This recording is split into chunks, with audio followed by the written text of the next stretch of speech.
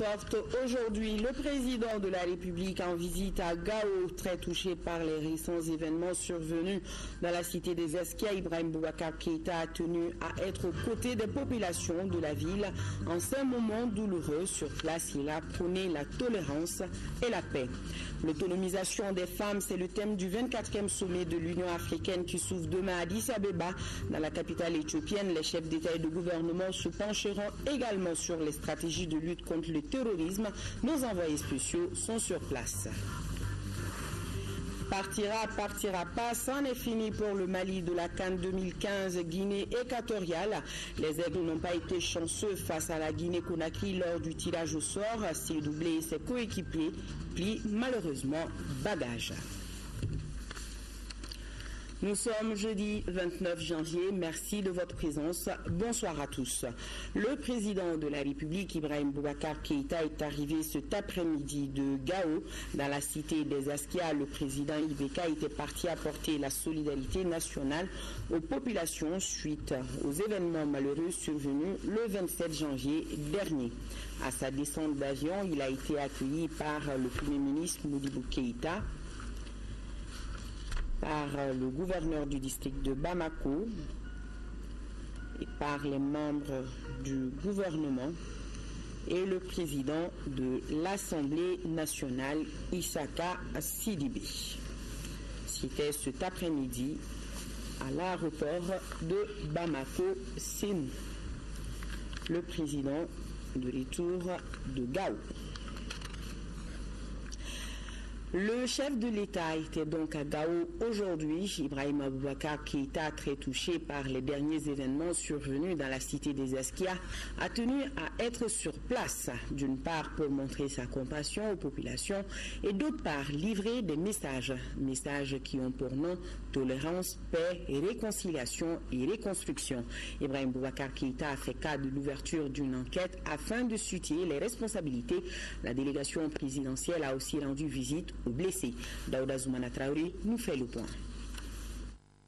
C'est à 10h35 que l'avion onusien transportant le président de la République, Ibrahim Boubacar Keïta, s'est immobilisé sur le tarmac de l'aéroport de Gao.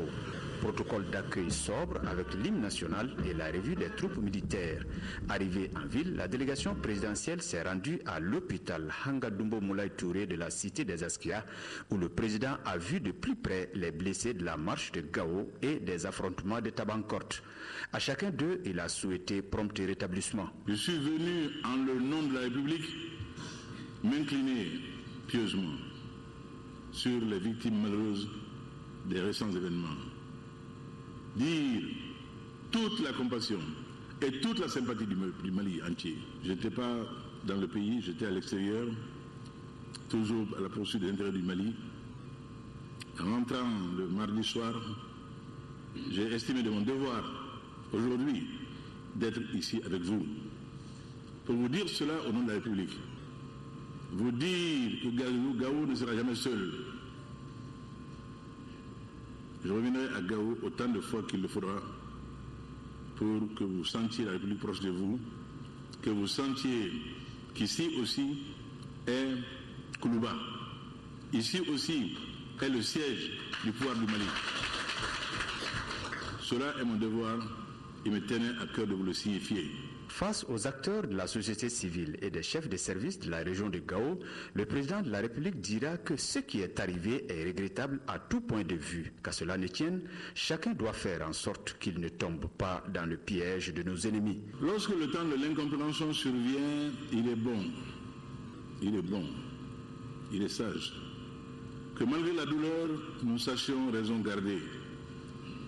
Nous sachions toujours nous souvenir de qui nous sommes. Qui nous sommes et ce que nous voulons. Je l'ai dit, ceux qui rêvent d'une séparation en seront pour leurs frères. Jamais le Mali ne sera divisé. Jamais. Je ne le dis pas par forfanterie. Je le dis parce que c'est écrit dans l'histoire. C'est écrit dans l'histoire. Du 24 mai 2014 à aujourd'hui, nous n'avons jamais violé le cessez-le-feu. Et pourtant, Pendant ce temps-là, certains se sont allègrement répandus dans des conquêtes territoriales faciles de ridicule, en tombant sur des populations aux mains nues, faciles à subvertir. Mais certaines de ces populations ont dit non, se sont dressées contre cela et se battent. Et on les appelle les milices du gouvernement du Mali? Non, ce sont des Maliens dignes qui ne veulent pas qu'on les subvertisse. Je le dis et je le répète, jamais nous dirons à notre peuple, laisse-toi enchaîner comme l'esclave. Refuse que l'on se soumette à un jour indigne, à un jour traître, à un jour ignoble. Tu es un peuple de dignité, tu es un peuple de croyance, de foi. Bats-toi pour ta dignité et ton honneur.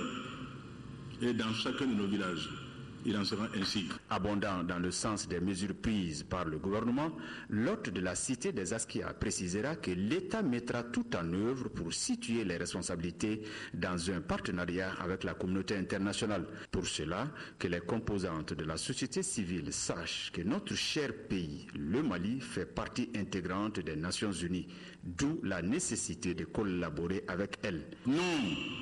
Les Nations Unies ne sont pas nos ennemis, ne peuvent pas être notre ennemi. Ce serait ne pas connaître l'histoire. Ce serait ne pas connaître ce que sont les Nations Unies. Nous en sommes nous-mêmes. Serions-nous les ennemis de nous-mêmes? Sûrement pas. Il y a incompréhension, il y a eu incompréhension. Quand il y a faute, quand il y a reconnaissance de la faute devant Allah subhanahu wa ta'ala lui-même est pardonnée. Puisse Dieu, Allah subhanahu wa ta'ala, recueillir en son saint paradis nos innocentes victimes. Mais les responsabilités seront situées, Inch'Allah. Elles seront situées pour que ce qui est arrivé n'arrive plus. Cela dit, je souhaite que les relations d'accueil, que les relations d'hospitalité, dont tout le monde sait que nous sommes un pays champion dans ce domaine-là, que ces relations de bonne loi reprennent. Considérez nos frères venus dans le cadre de l'aménagement comme des autres vous-même. C'est des frères envoyés en mission au Mali pour aider à stabiliser le Mali, pour aider les frères maliens à se retrouver. Ils ne peuvent pas être nos ennemis. Ils ne sont pas nos ennemis.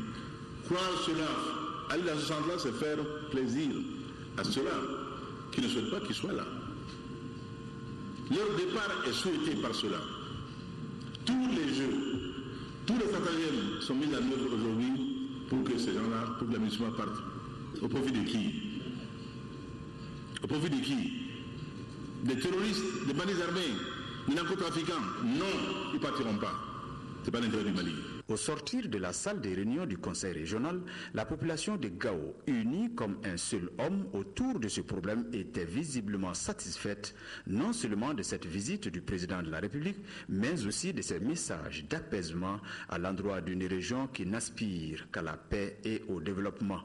Avant de prendre le chemin du retour, Ibrahim Boubacar Keïta s'est entretenu avec les responsables militaires à huis clos.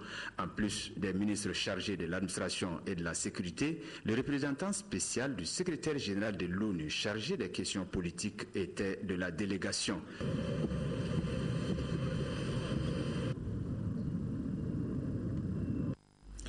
Les Aigles du Mali ne joueront pas les quarts de finale de la CAN 2015. Ainsi en a décidé le tirage au sort est effectué cet après-midi pour départager le Mali et la Guinée. Les deux sélections ont terminé les matchs de poule à égalité parfaite. Nos envoyés spéciaux Kodistibé et Tchédje Camara ont suivi la cérémonie de tirage. L'événement s'est transporté du terrain de Mongomo à l'hôtel Hilton où loge la Confédération africaine de football. Sur les visages, on sent l'incertitude. Dans le hall, les responsables des deux pays concernés et les journalistes venus en grand nombre pour assister à la cérémonie. Pourtant, très peu d'entre eux sont admis dans la salle. Seuls les journalistes maliens, guinéens et ceux de l'AFP ont le précieux ticket d'accès. 15h55, les responsables de la CAF s'installent. Le président de la Fédération malienne de football, Boubacar Mbaba Diarra, et le DAF du ministère des Sports de la Guinée, Amara Dabo, sont là pour tirer. 16h, le président de la CAF, Issa Ayatou, plante le décor. Malheureusement, nous sommes obligés de procéder au tirage au sort pour pouvoir départager une équipe qui sont sortis à égalité parfaite, égalité de but, égalité de tout. Donc, d'après nos règlements, nous n'avons pas le choix que de passer au tirage au sort.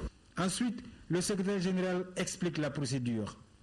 Le tirage au sort est en fait assez simple. Il y a ici 2 boules de couleur verte que nous allons, pour lesquelles nous allons insérer pour chacune 2 annotations précises. Position 2 ainsi que position 3. Nous allons mettre ces papiers à l'intérieur de chaque boule, faire tourner les 2 boules bien évidemment et ensuite demander aux 2 représentants de prendre chacun une boule. La personne donc qui ouvrira la boule contenant le chiffre 2 sera l'équipe qualifiée au quart de finale afin d'affronter le Ghana et l'autre personne ayant le chiffre 3 sera donc l'équipe éliminée qui termine en 3e position du groupe D. Et c'est parti. Je demande maintenant aux 2 représentants respectivement de la Guinée et du Mali de bien vouloir se lever et de prendre et de pouvoir bien mettre face caméra s'il vous plaît le résultat de ce tirage.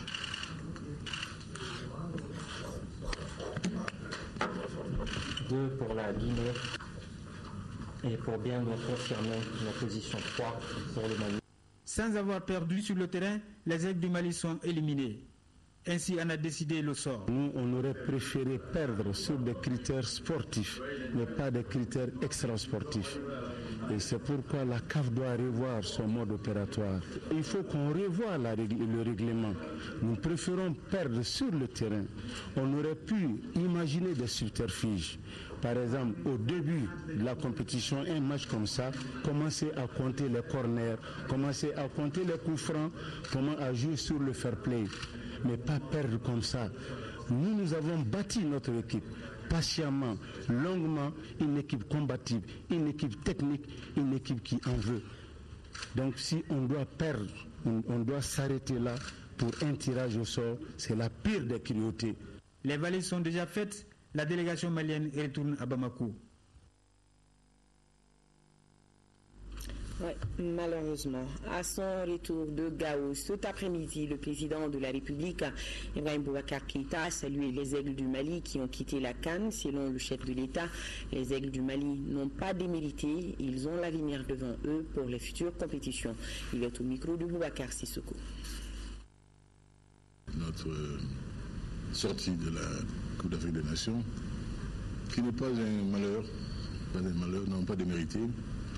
Je crois qu'un tirage au sort est un tirage au sort. Et si le sort aujourd'hui ne nous a pas été favorable, ce n'est pas une raison pour plonger dans le désespoir. Nos jeunes ont montré leur qualité. Ils sont de mérite avéré, de compétences absolument constatées et appréciées. On pourra dire demain, le Mali n'a pas eu la chance. Et certains pourront spéculer à partir de dimanche, si le Mali avait été là, telle rencontre aurait pu telle autre tournure. Voilà, bref, c'est fait, c'est fait. Et je pense qu'il faut que l'on se ressource, que l'on se remette en situation de gagner d'autres CAN à venir. Et nous le pourrons, Inch'Allah. Nous allons aller parler de Gao. Les déclarations continuent de nous parvenir suite aux derniers événements survenus dans cette ville.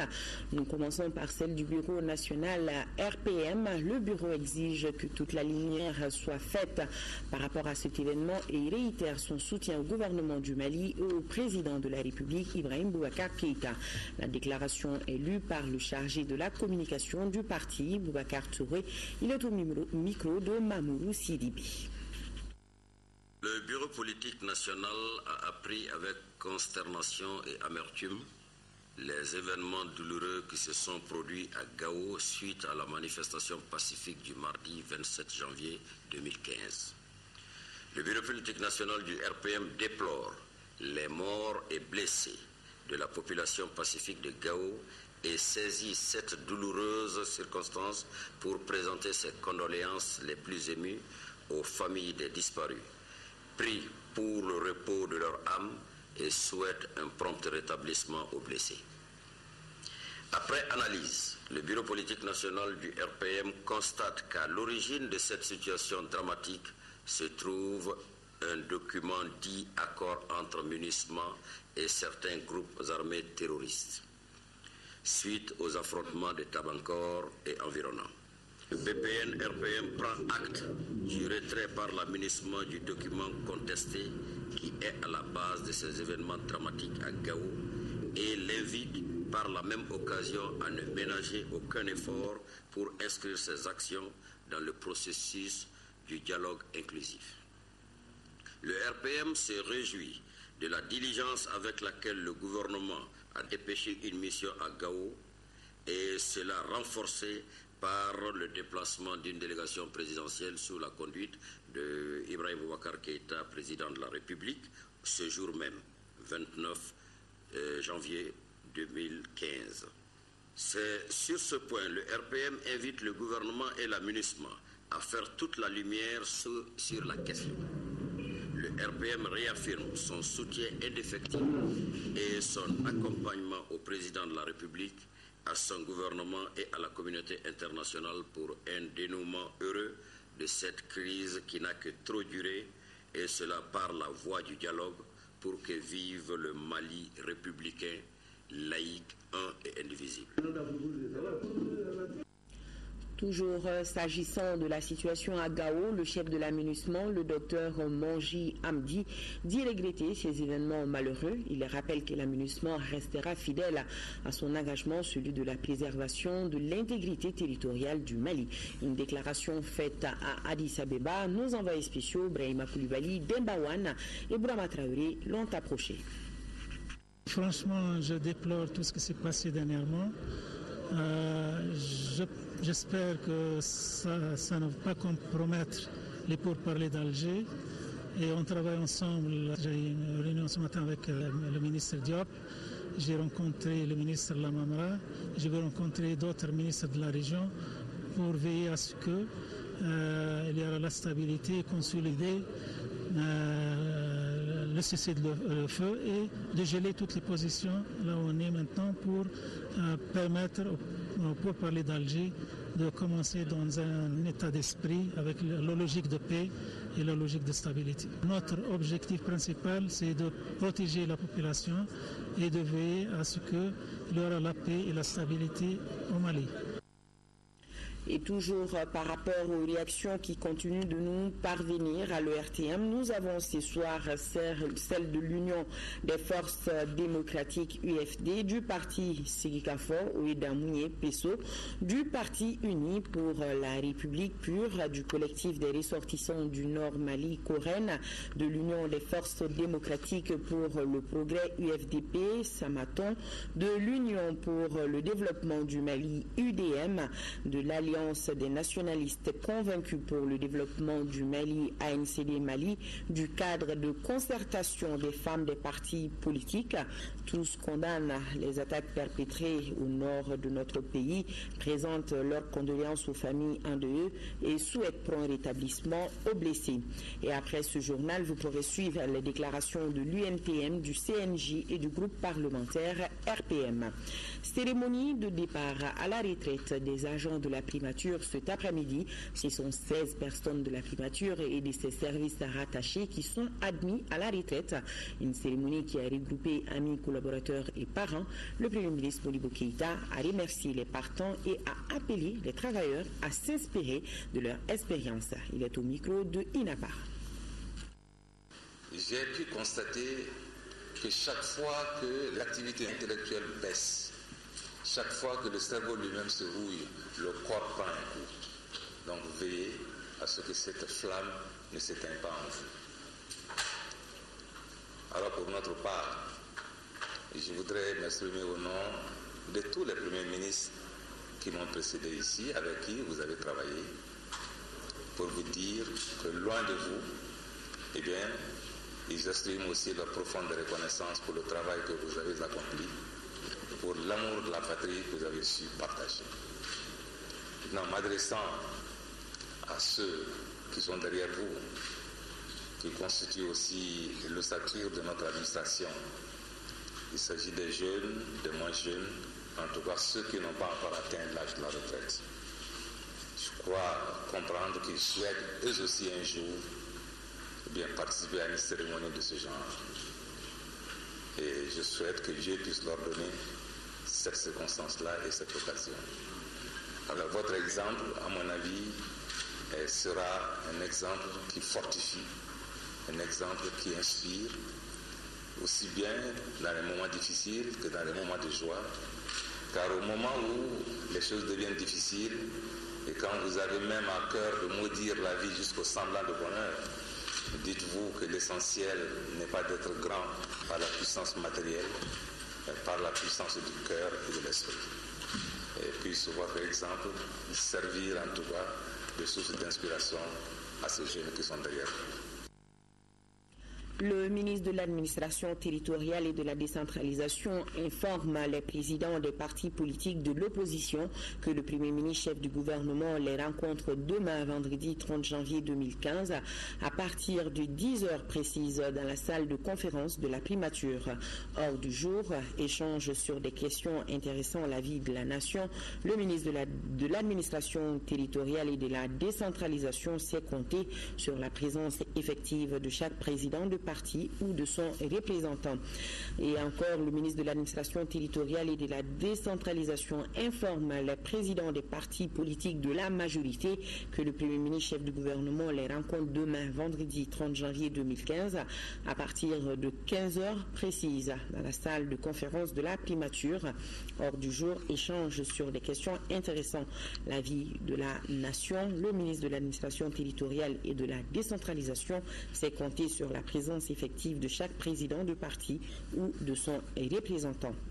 Place de la République, 2 projets de loi étaient à l'ordre du jour de la séance plénière tenue ce matin.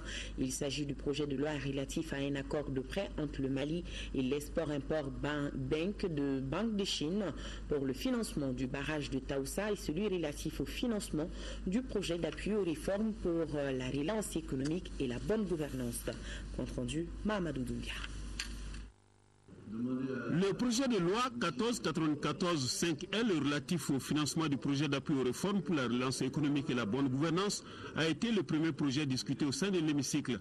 Tant du côté de la majorité que de l'opposition, ce projet a été accepté sans encombre, consciente que sans prêt ou sans financement, les réformes pour la relance économique et la bonne gouvernance seront un vain mot. Cet appui budgétaire d'une trentaine de milliards de francs CFA, dont 13 milliards en dons, mais 17 milliards en prêts, vient à point nommé.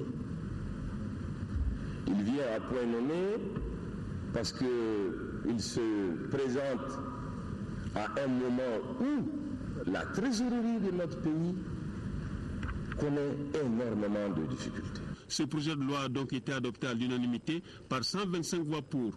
Le financement du projet de la centrale hydroélectrique de Taoussa était aussi à l'ordre du jour de cette séance plénière de l'Assemblée nationale. Son financement a fait l'objet d'un projet de loi autorisant la ratification de l'accord de prêt signé à Bamako entre le gouvernement du Mali et Export-Import de la Banque de Chine. Ce projet de loi 1490-5L discuté en second lieu intéresse le ministère de l'Énergie et de l'Eau. Il va permettre la réalisation du barrage de Taoussa. Taoussa date de longtemps. Au moment de la conception, comme dans n'importe quel projet qui se passe dans une zone à risque, il y a obligatoirement des sociétés de sécurisation qui mettent des plans et qui donnent des orientations par rapport au déroulement du chantier. Mais l'évolution de notre cas a pris une autre dimension par rapport à la situation sécuritaire. Ce projet de loi relatif au financement du barrage de Taoussa a donc été adopté par 117 voix pour, 0 contre, 0 abstention. Et nous avons surtout communiqué le collectif des ressortissants du Nord Mali, Coren, et le mouvement pour un destin commun condamnent l'attaque de Gao et celle perpétrée subie par le général Ould Meïdou à Bamako. C'est demain que s'ouvre dans la capitale éthiopienne le 24e sommet de l'Union africaine. Ce rendez-vous des chefs d'État du continent se penche sur le thème de l'autonomisation des femmes.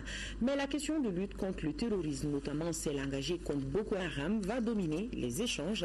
Une autre grande question à l'ordre du jour du sommet, l'agenda 2063 de l'Union africaine. À quelques heures de l'ouverture de cette rencontre de haut niveau, voyons les enjeux avec nos envoyés spéciaux à Addis Abeba, Maïma Koulibaly, Demba Wane et Brahma Traoré. Le 24e sommet de l'Union africaine a d'abord un enjeu économique, comme illustre le choix du thème, l'autonomisation des femmes. Entendez là la participation pleine et entière des femmes à tous les secteurs de développement. Et notre sujet économique à l'ordre du jour du sommet, l'agenda 2063 de l'Union africaine. Il s'agit d'une proposition sur les grandes tendances du développement du continent sur les 50 prochaines années. Une Afrique où la prospérité est partagée, une Afrique qui vit en sécurité et une Afrique aussi qui est un acteur important de la scène internationale. Donc aujourd'hui, c'est une thématique majeure. Au cours du sommet, les chefs d'État et de gouvernement procéderont au lancement officiel de cette vision sur les 50 prochaines années qui elle-même va être sous-tendue par un plan de développement décennal qui va décliner les axes et les programmes majeurs à mettre en place par rapport à cela. L'autre grand enjeu du 24e sommet de l'Union africaine est sécuritaire. La sécurité sur le continent est devenue une préoccupation commune à laquelle il faut apporter une réponse commune et idoine. Les dirigeants du continent doivent réfléchir à de nouvelles stratégies de lutte contre Boko Haram notamment. Sur ce sujet, le Conseil exécutif de l'Union africaine demande aux autres pays africains de suivre l'exemple du Tchad. Le Niger, à travers son chef d'État et sa délégation, a beaucoup attiré l'attention sur la nécessité pour l'Afrique, l'Union africaine, d'apporter toute sa solidarité pleine et entière à la situation du Nigeria, à la situation de Boko Haram, mais aussi à appeler la communauté internationale et l'ensemble des pays africains à aider aujourd'hui le Nigeria, mais aussi le Tchad et le Cameroun qui ont pris des initiatives courageuses et qui sont en train de se battre contre ces fléaux qui nous menacent tous. En marge du 24e sommet de l'Union africaine se tiennent plusieurs autres rencontres de haut niveau, en l'occurrence le 32e comité d'orientation du NEPAD, le forum du MAEP, sans oublier les processus de préparation du plan d'action de Kigali, c'est-à-dire l'accès à l'eau et à l'assainissement, un des objectifs du millénaire pour le développement. Lassana Bathily est au Mali. Vous le connaissez, c'est ce jeune Malien, héros d'un jour en France lors de la prise d'otage du magasin Cacher de Paris.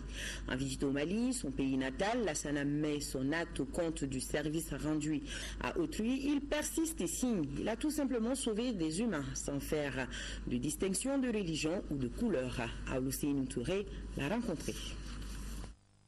Accompagné pour la circonstance de son père et de certains membres de sa famille, le jeune Malien devenu depuis peu français à part entière se dit très content de son arrivée au Mali et de l'accueil qui lui a été réservé par ses compatriotes. C'est une fierté de venir ici au Mali, c'est mon pays, la France jusqu'à présent, c'est une fierté d'être là aujourd'hui. Je viens de voir les parents, mes proches, tous les Maliens. Accueilli par certaines autorités maliennes, Lassana Bathily fait la fierté de toute une nation. Toutes les autorités maliennes sont fières de ce qu'il soit parmi nous, c'est le vœu qu'il a exprimé. Et ce qu'il a fait est un exploit qui est rare parce qu'il s'agit de faire preuve de sang-froid dans des circonstances où on risque soi-même sa vie. Donc on est tous fiers de ça. Les Français l'ont bien récompensé, au-delà d'avoir des papiers, ce qu'il avait déjà, il a la nationalité française, mais il est demeuré malien, il est venu en famille se faire conseillé par tout le monde, tous ses parents, voir ses parents et retourner vivre en France. Questionné sur ces projets, notre compatriote dit être encore au stade de la réflexion. Au niveau du travail, il y a plein de gens qui me posent les mêmes questions.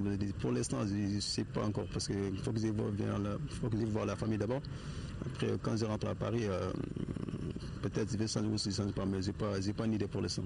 Bonne chance, Lassana. Les vœux de tout un pays t'accompagnent.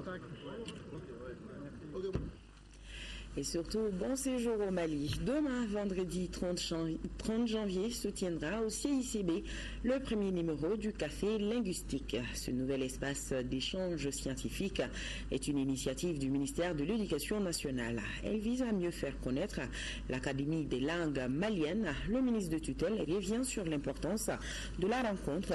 Kenoko dit Barthélémy Togo est au micro de Boubacar Sissoko. Le café linguistique est d'abord un cercle de réflexion, un lieu d'échange d'expériences et de pratiques entre scientifiques, chercheurs sur les questions de langue. Et le café linguistique est également un espace d'information sur les langues, notamment sur les langues nationales en ce qui nous concerne. 2 événements sont à la base de l'organisation de ce premier café linguistique. Le Conseil des ministres, en sa séance du 3 décembre 2014, a adopté le document de politique linguistique du Mali. C'est un acte politique de très grande portée. À cette occasion, le président de la République, son Excellence Ibrahim Boubacar Keïta, a instruit aux 2 ministres en charge de l'Éducation nationale et de la décentralisation de prendre les dispositions idoines pour une large diffusion du dit document. Au niveau du ministère de l'Éducation nationale, l'Académie malienne des langues est une des structures chargées de la mise en œuvre de la politique linguistique du Mali. Or, cette institution qui a remplacé l'Institut des langues Ablaye Bari n'est pas elle-même bien connue des Maliens.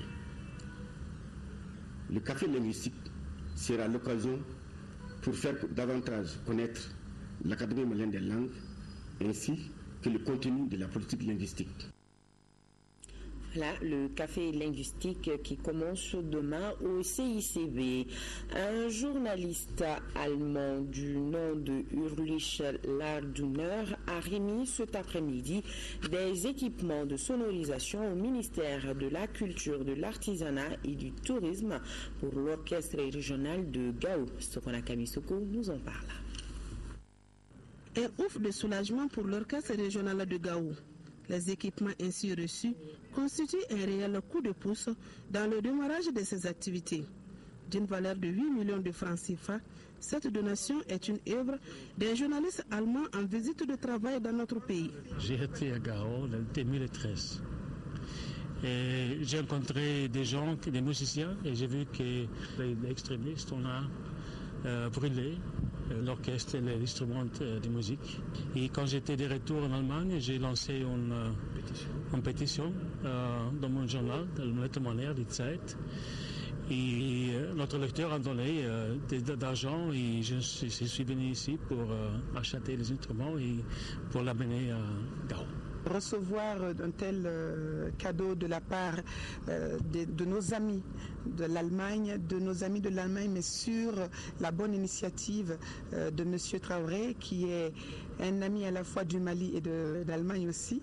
Je pense que ce geste est né des résultats d'une pétition à la faveur de la culture malienne, mais surtout des jeunes de Gao.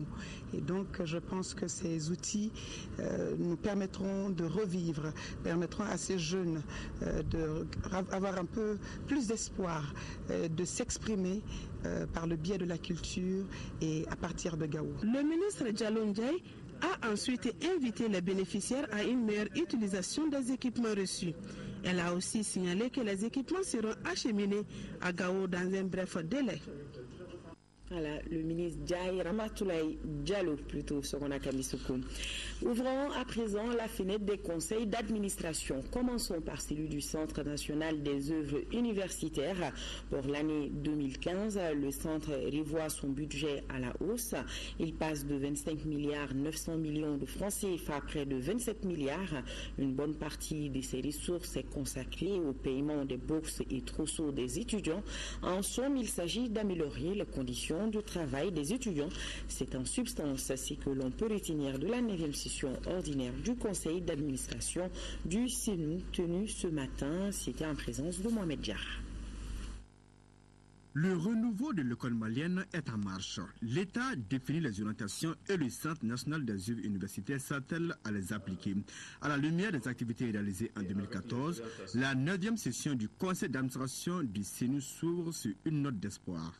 Au titre des réalisations, on peut, entre autres, citer la mise en place du réseau Wi-Fi et de vidéosurveillance dans les campus, la rénovation des cantines de la FST et de l'UIG, la poursuite des travaux pour la fonctionnalité de la cantine de 250 places, la rénovation du lieu dit Champs-Élysées et de l'infirmerie de Katibougou, l'achat de 3 ambulances médicalisées, l'installation d'une radio campus, la bancarisation à grande échelle et l'organisation de compétitions sportives interuniversitaires dotées de prix et de trophées. Pour une formation de qualité tant souhaitée par les autorités maliennes, le CENU se réorganise et sera dans la perspective d'accueillir les nouveaux universitaires du campus de Kabala en voie de finition. Le talent d'Achille reste et demeure la gestion de l'effectif pléthorique. Tenez-vous bien, 100 000 étudiants pour moins de 2000 lits. Un véritable casse-tête auquel le CENU tente d'apporter une solution. Pour atteindre cet objectif, le budget du CENU connaît une augmentation de plus de 3%. Le budget de 2015 est de 26 milliards, environ 800 millions, contre 25 milliards 900 millions. Il y a un taux d'augmentation de 3,15%, essentiellement consacré aux bourses. Ça veut dire que sur les 26 milliards, vous avez 20 milliards pour les bourses et les trousseaux. Il y a 5 milliards pour terminer les travaux de Kabbalah. En tout cas, la volonté y est et l'État ne compte pas lésiner sur les moyens pour la formation de ses futurs cadres. Les besoins prioritaires des 166 communes vulnérables du Mali, l'étude sur la perception de la pauvreté au Mali et l'élaboration du schéma directeur de la stratégie du pays, tels sont les points entre autres soumis à l'appréciation des administrateurs pour le développement durable et la lutte contre la pauvreté. L'ouverture des travaux, c'était ce matin à son siège pour mener à bien ses activités pour l'année. L'Observatoire table sur un budget prévisionnel de plus de 700 millions de francs CFA. Suleiman Kenza Silibé pour les détails. L'Observatoire pour le développement humain durable et de lutte contre la pauvreté a dans ses missions 5 objectifs à satisfaire. L'appui au suivi et évaluation du cadre stratégique pour la croissance et la réduction de la pauvreté, l'atteinte des objectifs du millénaire pour le développement, la promotion et le suivi du développement humain durable, le partenariat et le renforcement des capacités de son personnel. Tous ces aspects résultent d'études faites sur le terrain ou en situation réelle. Pour l'année 2015, les résultats de ces études sont fortement attendus. Le développement humain occupera sans nul doute une place importante lors de la relecture des documents du CSRP prévu pour cette année. Cette relecture prendra en compte le programme d'action gouvernementale, le programme de développement accéléré des régions du Nord et l'après-PRED. L'Observatoire vient de publier son rapport de 2014, intitulé « Gouvernance socio-économique, politique sécuritaire, résilience à la crise de 2012 au Mali, enjeux et perspectives ». Le rapport dresse le tableau d'ensemble du pays et c'est dans tous les domaines. Le rapport demande aussi une bonne gouvernance, une bonne gestion du Mali. Ça permet de réduire la pauvreté et améliorer le développement humain durable. Par exemple, au niveau des partis politiques, le rapport demande qu'il y ait un pléthore de partis politiques au Mali, qu'il faut les regrouper à un nombre restreint de partis politiques. Le rapport conclut que la crise 2012 est due à la mauvaise gouvernance. Pour l'année 2015, avec un budget prévisionnel de plus de 700 millions de francs CFA, l'Observatoire va travailler sur la perception de la retraite au Mali, les besoins des 106 communes vulnérables du Mali et le renforcement de certaines structures et de son personnel. En 4e région, l'Office Riz-Ségou tient depuis ce jeudi la 23e session de son conseil d'administration. Parmi les points à l'ordre du jour de la session figure le projet de budget 2015 qui s'élève à près de 17 milliards 193 millions de francs CFA. Quand d'ici là, reportage. L'Office Riz-Ségou entend inscrire cette 23e session de son conseil d'administration dans le contexte du renouveau du secteur agricole. Faire de notre pays une puissance agricole exportatrice de produits agricoles compétitifs sur le marché international. pour mieux orienter l'entreprise à jouer pleinement son rôle combien important dans le dispositif d'atteinte de la sécurité, voire de la souveraineté alimentaire. Les documents examinés par les administrateurs sont relatifs, entre autres, au programme d'activité 2015-2016, le projet de budget et des états financiers. Ce projet de budget est équilibré en recettes et en dépenses à près de 17 milliards 193 millions de francs CFA. La production attendue au terme de la campagne 2015-2016 est de 177 046 tonnes, toutes céréales confondues. L'officerie Ségou, fort de l'accompagnement de ses partenaires et surtout de l'adhésion des producteurs aux provisions du projet de plan de campagne agricole 2015-2016, devra prendre toutes les dispositions. Des recommandations devront permettre à l'officerie Ségou de corriger quelques insuffisances constatées, dont le niveau élevé des arriérés de crédit agricole au niveau des producteurs et le gel de 1271 hectares en cours d'aménagement dans le casier de Tienkounou. Le ministre Bokar Tereta a enfin instruit aux administrateurs de prendre en compte dans les activités futures de l'officerie certaines dispositions de la loi d'orientation agricole. Les articles portant entre autres sur les statuts des exploitations familiales et leur immatriculation, quand on sait que chaque année, 35 milliards de francs CFA sont accordés aux exploitants immatriculés. Nous allons retourner à Gao. Mis à part les récents événements qui ont secoué la ville, les chefs traditionnels et coutumiers, les leaders religieux se concertent sur le contenu du document du pré-accord issu des pourparlers inclusifs d'Alger. La rencontre est organisée par le Centre pour le dialogue humanitaire. Boubacar Babli Touré nous en parle.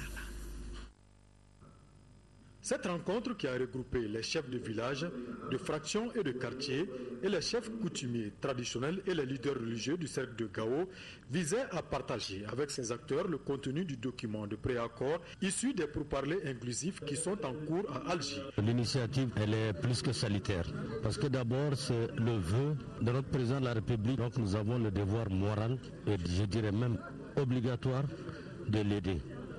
Et il nous a toujours demandé de l'aider parce que c'est pour l'intérêt de toute la nation. Tout ce qui va dans le sens de ramener la paix, la cohésion sociale, vraiment, pour moi, c'est une très bonne chose. Je crois qu'on ne doit jamais se fatiguer dans ce domaine.